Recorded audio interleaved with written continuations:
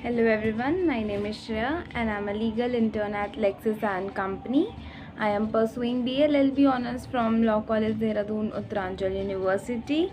I am currently in 7th semester and I am glad to have this opportunity of interning at LEXIS and Company, because of which I am able to present to you guys with this video.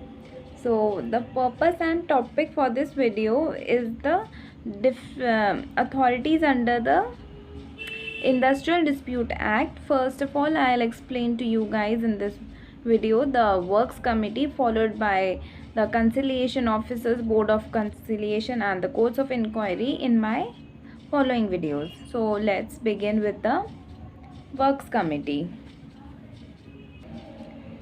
Section 3 of the Industrial Dispute Act empowers the appropriate government to constitute a work committee, and appropriate government may by its general or special order in a manner which may be prescribed by the government, it can constitute the works committee. And there are two conditions which must be satisfied before a work committee must be constituted.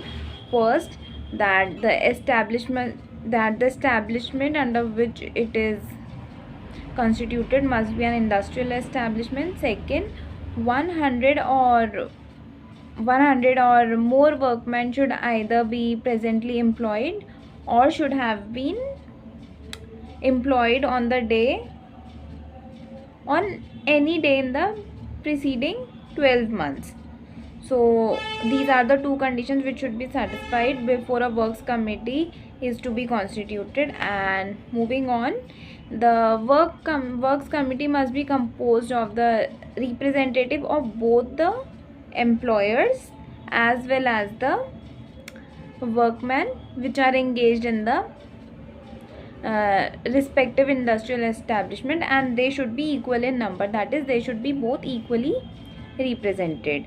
So the representation of the workman shall be chosen in the prescribed manner by the appropriate government.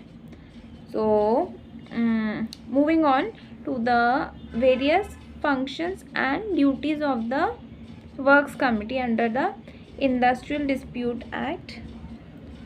So first of all, the most basic function of the Works Committee under Industrial Dispute Act is that it aims to promote measures for securing and preserving good relations between the employer and his workman.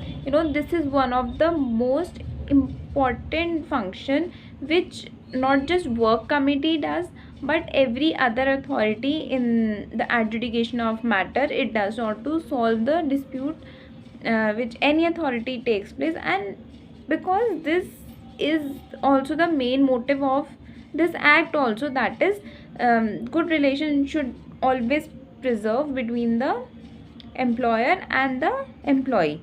So this is one of the most important function of the Works Committee. Second, the Works Committee shall meet and discuss upon matters of common interest, and it shall also make various efforts to settle the differences between the workman and the employer. So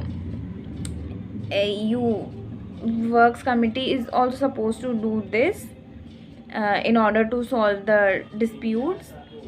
And for instance, when there are matters concerning their welfare, their training, the wages to be provided, or the hours of work and bonus, holidays, pay, etc., when there are disputes arise regarding these matters, the Works Committee comes into action.